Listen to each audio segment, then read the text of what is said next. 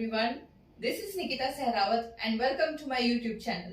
तो आज हम लोग स्टार्ट करने जा रहे हैं क्लास 9 का चैप्टर फर्स्ट हम लोग करेंगे जिसका नाम है मैटर इन आवर सराउंडिंग्स।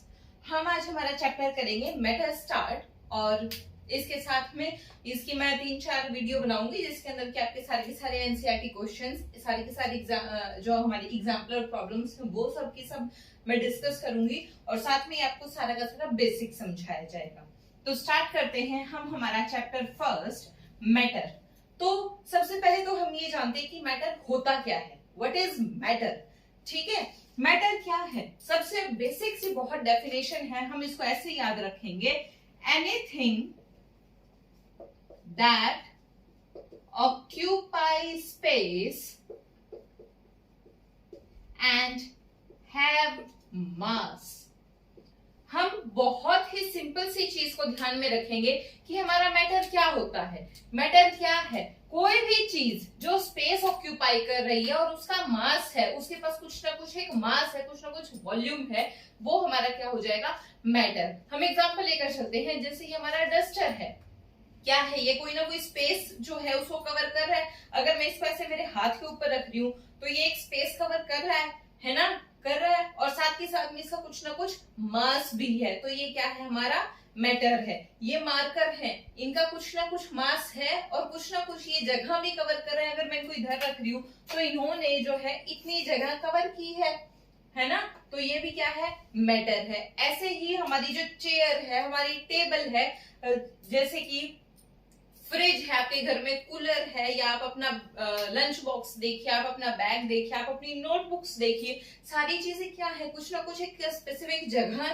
रोक रही हैं, कुछ ना कुछ वो लोग जगह ले रही हैं, यानी कि वो कुछ ना कुछ स्पेस ऑक्यूपाई कर रही हैं। साथ ही साथ में उनका कुछ ना कुछ मास है, यानी कि उनके अंदर कुछ ना कुछ वजन है। तो वो सारी की सारी क्या है, हमारी मैटर है। तो हमारा मैटर क्या हो जाता है, anything that occupy space and have mass is called matter. इस यूनिवर्स के अंदर हर एक चीज, चाहे वो कुछ भी क्यों ना हो, हर एक चीज क्या है, मैटर है। क्योंकि कोई भी चीज अगर एग्जिस्ट कर रही है तो उसका कुछ ना कुछ मास जरूर होगा। अगर वो एग्जिस्ट कर रही है तो वो कोई ना कोई जगह जरूर घेरेगी, तभी वो एग्जिस्ट कर रही है। जैसे हम लोग हमारा एग्जांपल ले लेते हैं एयर का। जो एयर है ये भी हमारा एक मैटर है। कैसे मैटर है, क्योंकि ये भी कुछ एक छोटे छोटे एटम्स के साथ में डिफरेंट गैसेस के एटम से मिलकर के बनी है हमारी गैस, और ये भी कुछ ना कुछ जगह घेर रही है। बेशक से हमें दिखाई ना देती हो, एयर जो है वो नॉट विजिबल है, लेकिन वो कुछ ना कुछ स्पेस जो है उसको ऑक्यूपाई कर रही है ना, और उसका कुछ ना कुछ मास भी। आपको पता है कि जो हमारी गैसेस होती हैं उनका एक स्पेसिफिक मास होता है, तो यानी कि एयर का भी हमारा मास है और वो भी स्पेस को ऑक्यूपाई कर रही है। तो जो हमारी एयर है वो भी एक मैटर है। तो मैटर को आप कैसे समझ सकते हो कि कोई भी चीज जो स्पेस ऑक्यूपाई कर रही है और उसका मास है। इसमें आप सॉलिड्स, लिक्विड, गैसेस, तीनों की तीनों चीजें आ जाती हैं। क्योंकि जो हमारे सॉलिड्स हैं वो तो आप, जैसे ये हमारा सॉलिड है, ये बहुत बेसिक तरीके से आप लोग देख सकते हो कि क्या कर रहा है, एक स्पेस ऑक्यूपाई कर रहा है और इसका मास भी है। ठीक है, ये मैटर है। लिक्विड्स के अंदर अगर हम एग्जांपल लेकर चले तो हम बहुत बेसिक है हमारा वाटर। वाटर का एग्जांपल लेकर के चलते हैं। वाटर क्या है, अगर हम उसको एक ग्लास के अंदर डालते हैं तो ग्लास की शेप ले लेता है ना, तो यानी कि वो एक स्पेस ऑक्यूपाई कर रहा है। साथ ही साथ में उसका कुछ ना कुछ मास भी है। ठीक है, तो वो भी क्या है, हमारा मैटर में आ जाता है। और गैसेस का मैंने भी आपको एग्जांपल दिया ही है। तो जो हमारा मैटर है, सॉलिड्स भी होते हैं, लिक्विड्स भी होते हैं हमारा मैटर, और गैसेस भी होती हैं। तो इन होल हमारे यूनिवर्स के अंदर कोई भी चीज अगर एग्जिस्ट करती है तो वो मैटर जरूर होती है, वो मैटर होती ही होती है। ठीक है, इज दैट क्लियर? आपको मैटर समझ में आया? अब जो हमारा चैप्टर है उसका नाम है मैटर इन आवर सराउंडिंग्स, की जो हमारे आसपास में जो मैटर है हम उनकी बात करेंगे। हमारे आसपास में क्या है, पेड़ हैं, पौधे हैं, बहुत सारी लिविंग थिंग्स हैं, बहुत सारी नॉन लिविंग थिंग्स हैं, है ना। तो हम उनके बारे में यहाँ पर सबसे पहले बात करेंगे। ठीक है, तो हमारा जो एनसीईआरटी का पहला टॉपिक है वो है फिजिकल स्टेट्स ऑफ मैटर। तो जो फिजिकल स्टेट्स ऑफ मैटर है वो क्या बोलती है, वो क्या बता रही है कि जो मैटर की जो स्टेट है वो कैसी स्टेट होती है। जैसे मैंने आपको अभी बताया, सॉलिड्स, लिक्विड्स एंड गैसेस, ये तीनों की तीनों स्टेट होती हैं हमारे मैटर की। ठीक है, इज दैट क्लियर?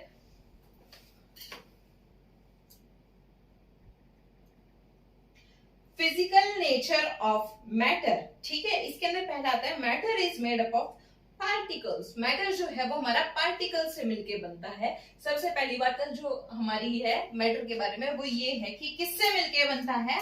पार्टिकल से मिलकर के बनता है। पार्टिकल से मिलकर के कैसे बनता है? एग्जांपल हम अगर गैसेस का लें तो गैसेस के अंदर हमारी बहुत सारी जो गैसेस होती हैं, हम एयर का एग्जांपल लेकर के चलते हैं, उसके अंदर बहुत सारी हमारी गैसेस होती हैं। वो किससे मिलकर के बनती हैं? किससे मिलकर बनती है हमारी air? Different amount of nitrogen है, different amount of oxygen present है, कार्बन डाइऑक्साइड प्रेजेंट है हमारी एयर के अंदर, है ना। तो अलग अलग गैसेस प्रेजेंट है, यानी उन सबके पार्टिकल्स प्रेजेंट है, वो सब मिलके हमारी एयर बनी है ना, तो यानी कि पार्टिकल से मिलकर के बनी है। सेकेंडली जो गैसेस इंडिविजुअल है, जैसे कि मान लो ऑक्सीजन है, हम लोग ऑक्सीजन गैस को कैसे लिखते हैं? O2 के फॉर्म में लिखते हैं। हम लोग इसको सिर्फ और सिर्फ O के फॉर्म में तो नहीं लिखते, ऑक्सीजन को ऐसे तो रिप्रेजेंट नहीं करते, है ना। O2 का मतलब क्या है कि दो पार्टिकल्स हैं ऑक्सीजन के, या दो एटम्स हैं हमारे पास ऑक्सीजन के, तब हमें ये ऑक्सीजन गैस मिल रही है। ठीक है, तो ऑक्सीजन भी हमारी दो पार्टिकल से मिलकर बनी है ना। ठीक है, तो यही चीज है, यही आपको बताने की कोशिश की जा रही है कि matter is made up of particles. Oxygen भी हमारी क्या है? एक मैटर ही है, क्योंकि वो भी पार्टिकल से ही मिलके बनी है, एटम से मिलकर के बनी है। सेकंड, जब हम लिक्विड्स की बात कर देते हैं तो लिक्विड में भी हमारे यही होता है। पानी जो है हम लोग उसको क्या बोलते हैं? उसका क्या फॉर्मूला है? H2O है ना पानी का फॉर्मूला। इसका मतलब क्या है? 2 atoms of hydrogen plus 1 atom of oxygen, यानी कि दो तो हमारे पास एटम हाइड्रोजन के हैं और एक एटम हमारे पास ऑक्सीजन का है, उससे मिलकर के हमारा पानी बनता है। तो यानी कि जो हमारा वाटर है, जो हमारा लिक्विड है, वो भी डिफरेंट डिफरेंट पार्टिकल से मिलकर के बना है ना। ऐसे ही जो हमारे सॉलिड्स हैं, हम अगर हमारी बिल्डिंग का ही एग्जांपल ले लें, वो एक सॉलिड है, किससे मिलकर के बनी है? वो बनी है ब्रिक्स से मिलकर, सीमेंट से मिलकर, है ना। ये तो दो बहुत बेसिक चीजें हैं। इनसे आयरन से मिलकर बनी है, लोहे से, है ना। तो ये क्या है? डिफरेंट डिफरेंट पार्टिकल्स मिले हैं, ब्रिक्स के, सीमेंट्स के, है ना। डिफरेंट डिफरेंट पार्टिकल हुए ना, एक ब्रिक होगी, सीमेंट हो गई, साथ में आयरन हो गया, सरिया हो गया, रेती, क्रेसर, ये बहुत सारी चीजें होती हैं, उनसे मिलकर के हमारी जो बिल्डिंग है वो बनी है, यानी कि हमारी सॉलिड बनी है।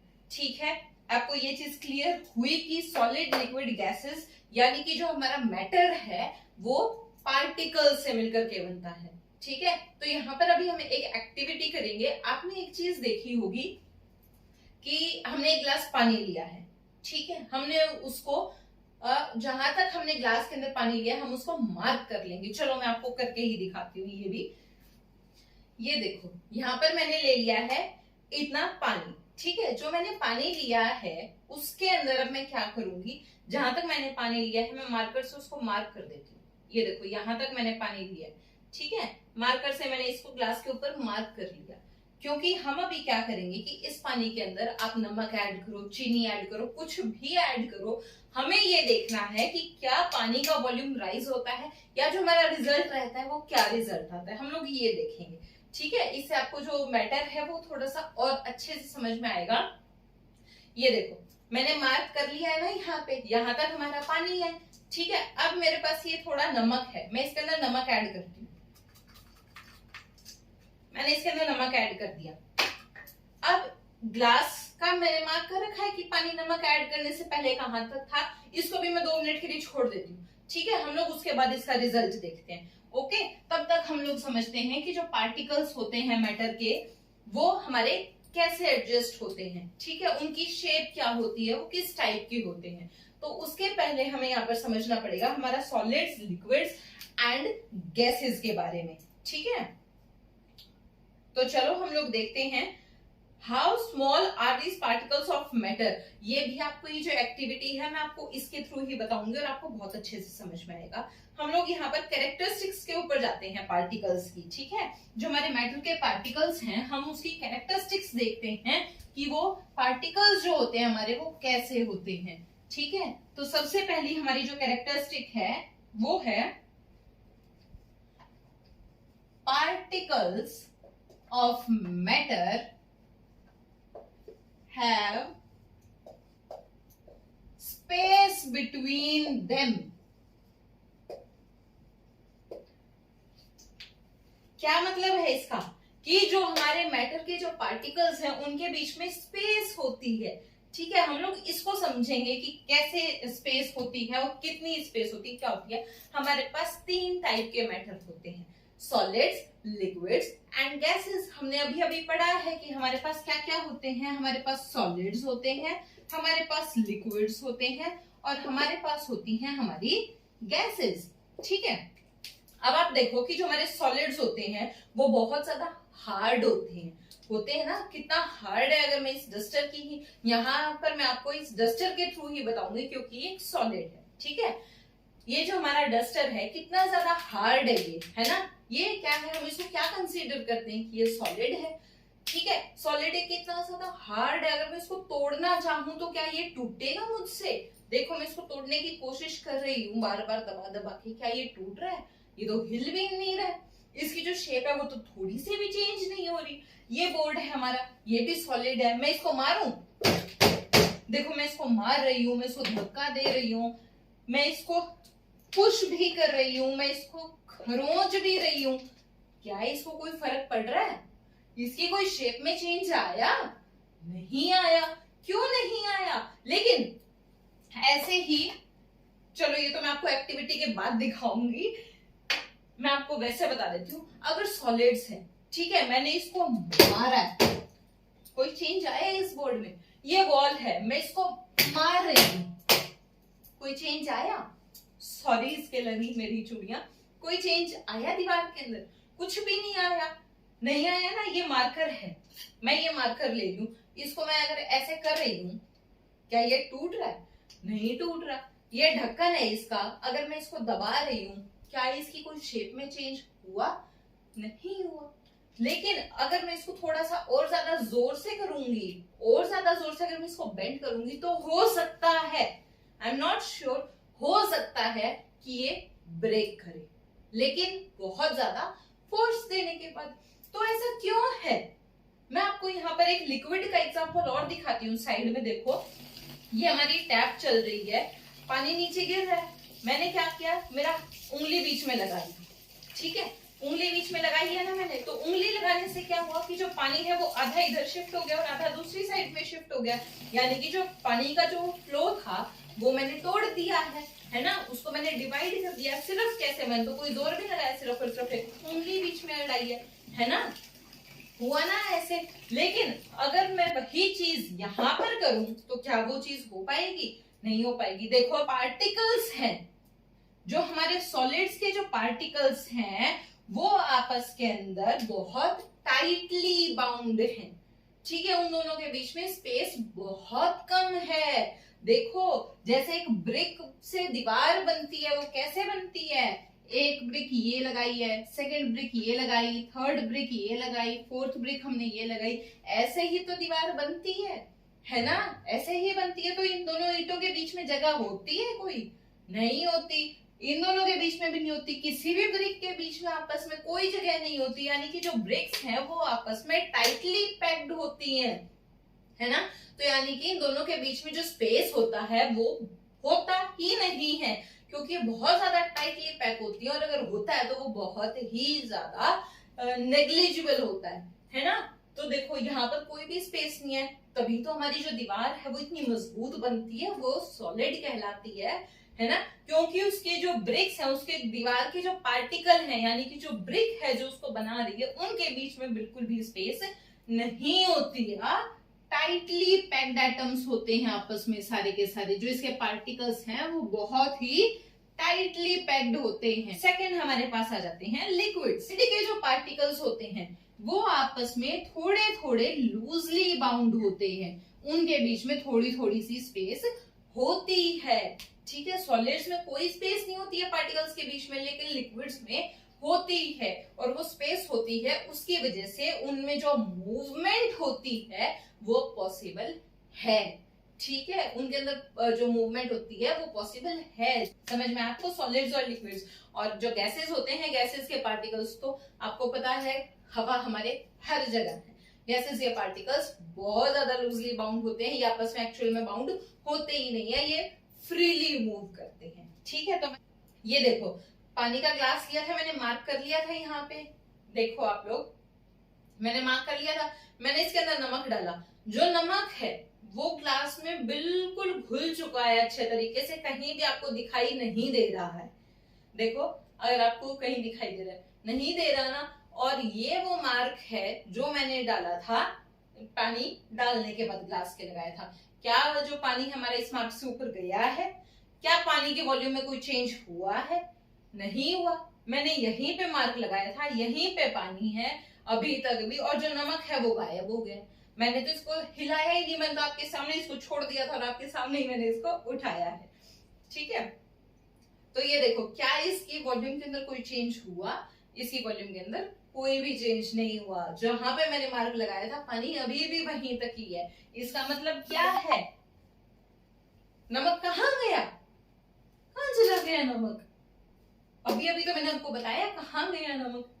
नमक गया लिक्विड के पार्टिकल्स के बीच में, जो ये गैप है हमारा, यहां पर ये सेटल डाउन हो गई। अगर आप अभी इस पानी को पी के देखोगे आपको ये पानी नमकीन लगेगा। नमकीन क्यों लगेगा? मैंने तो इसके अंदर नमक मिलाया, मैंने तो हिलाया ही नहीं है, सिर्फ डाल के छोड़ा था। क्यों नमकीन लगेगा? क्योंकि जो हमारे नमक के पार्टिकल्स हैं, वो जो हमारे पानी के पार्टिकल्स थे, यहाँ पे उनके बीच में जो स्पेस थी वो जाकर वहां पर एडजस्ट हो गए हैं, उन्होंने अपनी जगह वहां बना ली है। ठीक है, जहां जहां पे पानी के पार्टिकल्स के बीच में स्पेस थी वहां पे उन्होंने अपनी जगह बना ली और वो वहां पर जाके सेटल डाउन हो गए हैं। इसलिए हमें वो नीचे कहीं नहीं दिखाई दे रहा, पानी के अंदर नमक हमें गायब होया दिखाई दे रहा है। क्यों गायब होया दिखाई दे रहा है? क्योंकि वो तो यहाँ पर सेटल डाउन हो चुका है। ठीक है, और यहाँ पर सेटल डाउन कैसे हुआ?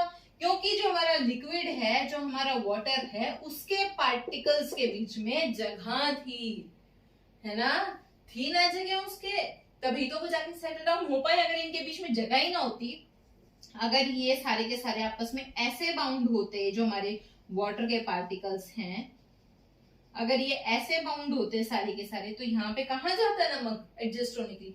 जा ही नहीं सकता था। अब ये डस्टर है, मैं इसके ऊपर नमक रख दूं, क्या वो इसके अंदर मिलेगा? आप चाहे वो 1 घंटे बाद देखो, चाहे 2 घंटे बाद देखो, चाहे 2 दिन बाद देखो, आपको नमक वहीं पे रखा मिल जाएगा, बशर्ते कोई चींटियां वगैरह कोई ऐसी चीज ना ले जाए, है ना। तो यानी कि वो इसके अंदर क्यों नहीं डिसॉल्व होगा? क्योंकि जो सॉलिड के पार्टिकल्स हैं वो आपस में इतने ज्यादा टाइटली बाउंड होते हैं कि उसके अंदर कोई और चीज एड अप नहीं हो सकती, कोई और चीज वहां पर एडजस्ट नहीं हो सकती है। ठीक है, समझ में आई आपको ये बात? तो आपको सॉलिड्स, लिक्विड, गैसेस समझ में आई, इनके बीच का जो स्पेस होता है वो समझ में आया, कैसे हमने जो नमक है उसको डिसॉल्व करके दिखा दिया पानी के अंदर वो समझ में आया। आप नमक लो, आप चीनी लो, कुछ भी लो।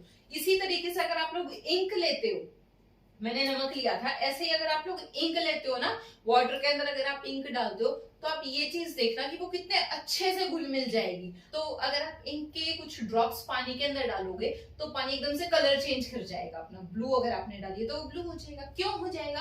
क्योंकि जो हमारा इंक है वो भी लिक्विड है। ठीक है, इंक भी हमारा लिक्विड है, पानी भी हमारा लिक्विड है। तो इंक के जो पार्टिकल्स हैं वो भी ऐसे हैं, जो हमारा वाटर है उसके पार्टिकल्स भी हमारे ऐसे हैं। तो जब ये दोनों आपस में अगर हम इसको इसमें मिलाएंगे तो कितनी सारी स्पेस है, तो ये जो पार्टिकल्स है वो बड़ी जल्दी जल्दी यहाँ पर मिक्सअप हो जाएंगे, जिसकी वजह से पानी हमारा तब का तब नीला हो। ठीक है, समझ में आया आपको? तो चलो, आपको एक कैरेक्टरिस्टिक समझ में आई, सॉलिड लिक्विड समझ में आया। नेक्स्ट वीडियो के अंदर मैं आपको नेक्स्ट कैरेक्टरिस्टिक करा